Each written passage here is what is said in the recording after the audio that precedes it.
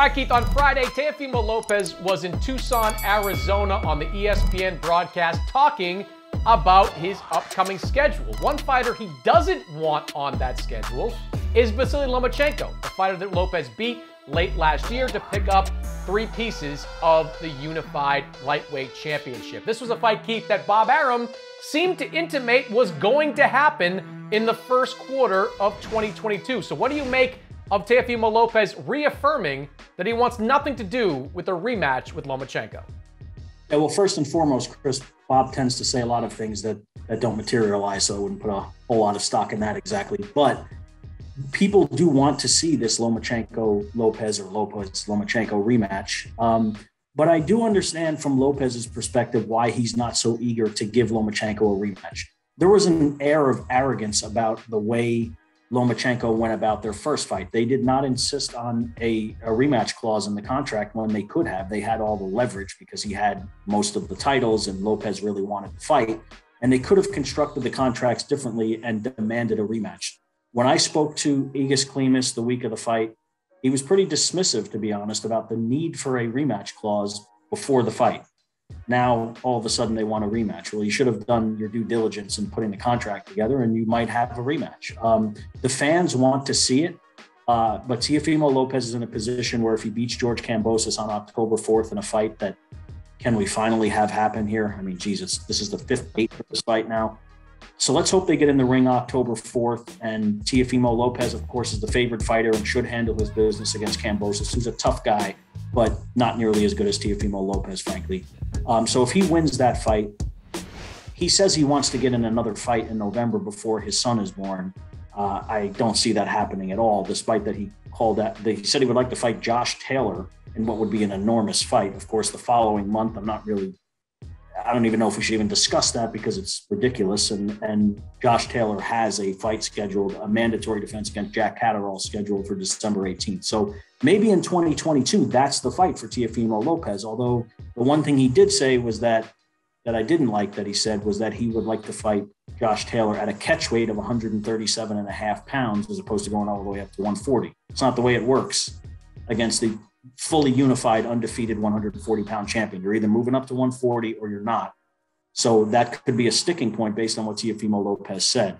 But I guess I don't see him fighting Lomachenko again, just out of maybe stubbornness to some degree, but also because he feels like he has all the leverage now. And Vasily Lomachenko had 12 rounds to prove that he was the better fighter than Teofimo Lopez. He kind of took the first 6 of those rounds off for some reason or another, and then started fighting in the second half and made it a very entertaining and highly competitive fight thereafter. But he had already given away too many rounds to come back to win. And that's for him to think about and unfortunately lament, maybe for the rest of his life, because it does not seem like Teofimo Lopez is going to give him a rematch.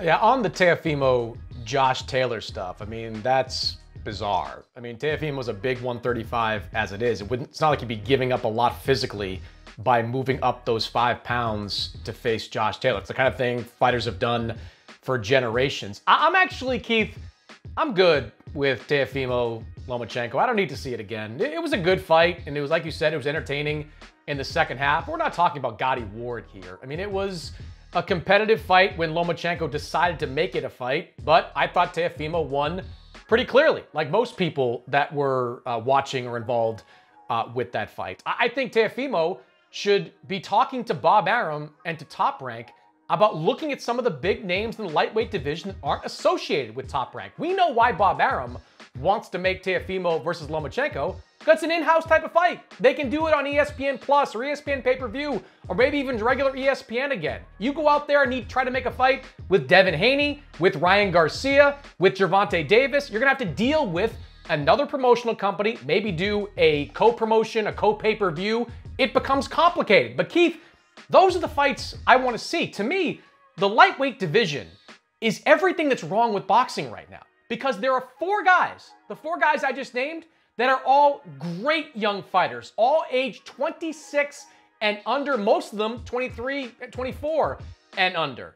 And they're not fighting each other because they're under different promotional banners or because they fight on different networks. I would love to see Teofimo get through this fight with Kambosos and then turn to Top Rank and say, look, I'm bored with Lomachenko.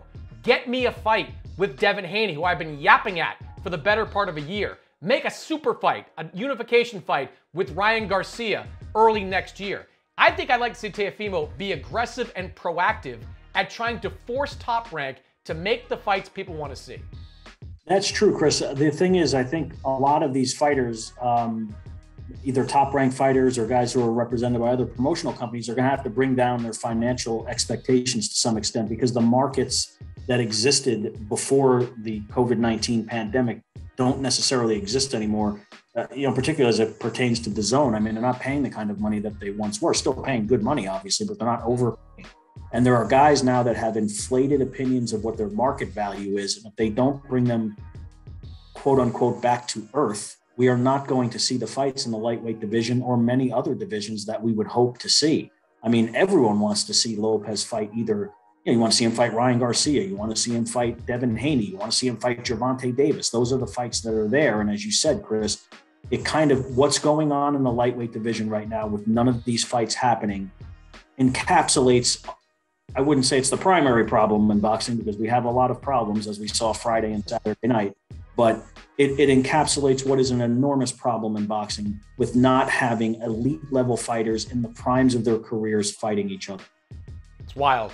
So many good fights, so many still left on the table. Keith, appreciate your time here, guys. We'll throw it back to you.